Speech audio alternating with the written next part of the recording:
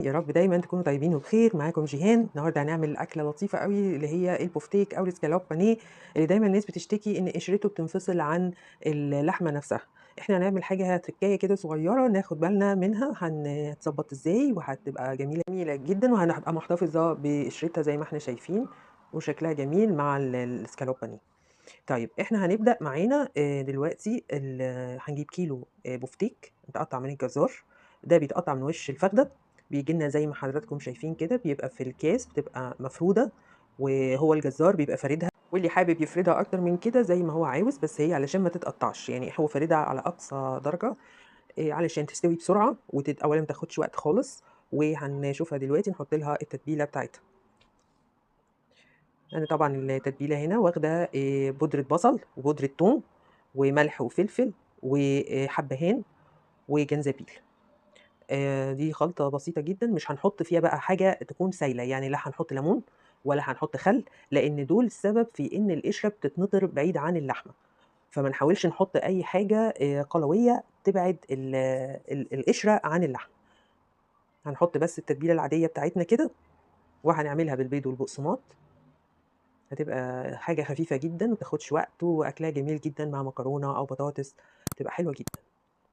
باعمل التتبيلة بتاعتي عادي، لازم يعني زي كإني باحط لها التوابل من الوش ومن الضهر، عشان كلها تشرب التتبيلة بتاعتها. وهاجي أحضّر هنا دي صينية هادخّلها بقى الفريزر، فهاحط من تحت طبقة بقسماط، وأكون مجهّزة أكياس نايلون مفرودة، عشان هاحطها ما بين الطبقات وبعضها عشان ما تلزقش. وهنا هاحط عندي دقيق، وهاحط عليه شوية فلفل أسود، وهاخد بيضة،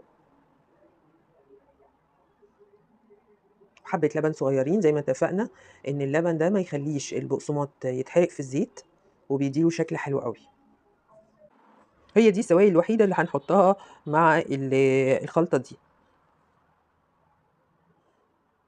بنضربها كويس جدًا عشان نخلط الدقيق والبيض واللبن. بس هنحطها بقى كلّها.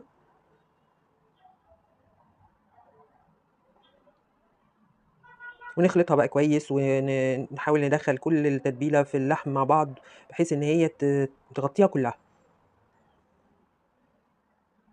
اللحمة كمان من نوعيتها دايبة جدًا، يعني تحسّي إن هي خلاص مستوية، يعني هي فاضل لها حاجة بسيطة أوي. ودي أحسن حاجة في تقطيعة وش الفخدة، ده بيبقى أفضل حاجة، والجزار لو فاهم صح هيجيبها لِك من وش الفخدة، تبقى ممتازة جدًا.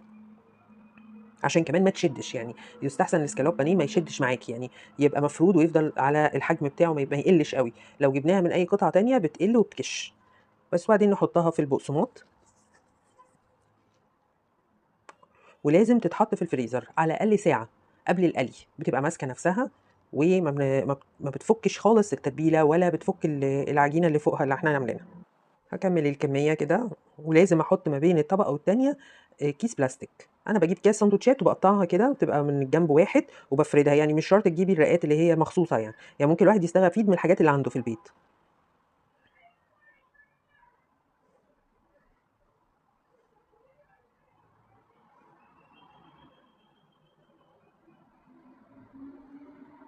طبعًا هاكمّل الكمية كلّها وأدخّلها بقى في الفريزر على الأقل ساعة، وبعد كده أجيب في زيت ما يكونش سُخن أوي، يعني الزيت يبقى سُخن بس مش مغلي أوي، علشان ما يحرقليش الطبق اللي فوق ويبقى جوّه مش مستوي، أنا عايزة اللحمة تستوي. وبعدين زي ما أنتم شايفين كده بحجمها، ما بيقلّش كتير، وبتحافظ على سِوَى اللحمة. زي ما إحنا شايفين هي محتفظة بالبقسماط والطبقة الخارجية بتاعتها. طلّعنا الجزء ده زي ما إحنا شايفين أهو متماسك، شكلها حلو ولونها حلو. يا رب تكون فكرة لطيفة كده عجبتكم، وتمنياتي ليكم بحياة سعيدة ورمضان كريم. شكرًا.